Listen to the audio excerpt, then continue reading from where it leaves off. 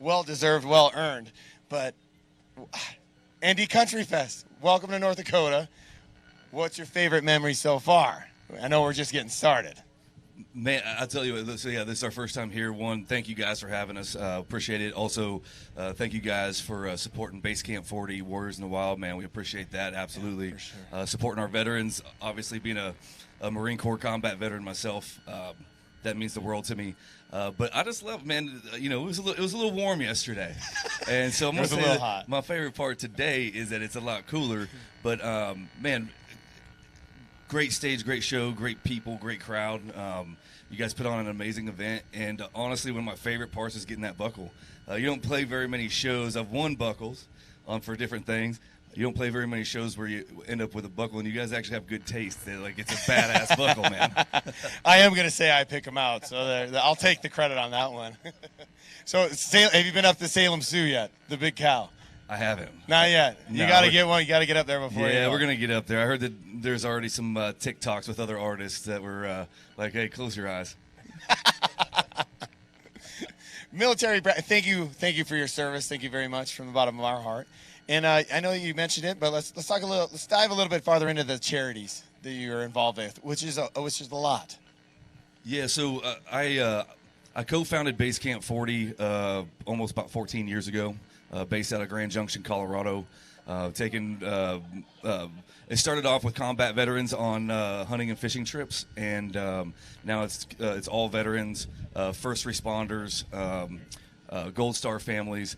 So that's just been an amazing part of the journey of being able to still kind of give back and serve in that way. But then we also still work with the Green Beret Foundation. We work with Special Operations Transition Foundation. I did a lot with Chris Kyle was a really good friend of mine, so the Chris Kyle Frog Foundation, Marcus Luttrell's Lone Survivor. We try to do as much as we can, to support that community. And you gotta. Yeah, give that a round of applause for that. Most definitely, for sure. And you can check all those websites out and those charities, and please donate if you can. You can go to our merch booth as well. We're selling some Base Camp 40 swag and merch, and 100% of that goes right back to Base Camp 40. So go ahead and hit that up and grab as many T-shirts, sweatshirts, and hats as you would like. And I grabbed some myself. But now at Indie Country Fest, we have had Charlie Daniels and we have had Travis Tritt. And also, you've had some history with both of those gentlemen. Yeah, so I pinch myself every day. I never meant to be a musician. I didn't learn how to play guitar till I was in the Marine Corps when I was probably about 20 years old, the first time I picked one up. I fell in love with it. I was going to be I wanted to be a lifer in the Marine Corps. I loved my job. And I ended up getting out. I moved down to Texas, and so I started off playing down in Texas. And one of the first guys I started playing with was a guy named Cody Johnson. And Cody Johnson, no way. Yeah, he actually hit me up on MySpace. He was like, what's that? Right? He hit me up on MySpace, and he was like 19, and I was like maybe 22 or 23 or something, somewhere around there, 23, 24, and so Cody and I started writing and playing together. We were doing 4-hour shows for $50 in a $25 bar tab, back in the day. And so I did the Texas circuit for a long time, and then Charlie Daniels took me under his wing, and his manager started managing me. So that was about like 9 years ago. I moved to Nashville. Charlie was an amazing soul. I literally helped carry him to his grave with pallbearer, and like I said on stage yesterday, I made a promise that I'll always play a Charlie Daniels song every time I take a stage. And then Travis Tritt, I actually met Travis through Charlie Daniels camp. I did a TV show on the USA Network with Travis called Real Country, and he's just been an amazing friend. When I was just doing Scooter Brown Band, and when we started War Hippies, he saw a video of it, and he goes, "Hey, are you guys doing this for real, or is this like a side thing?" We're like, "Well, why?" And he said, "Because if you're doing it for real, I want to take you out on tour."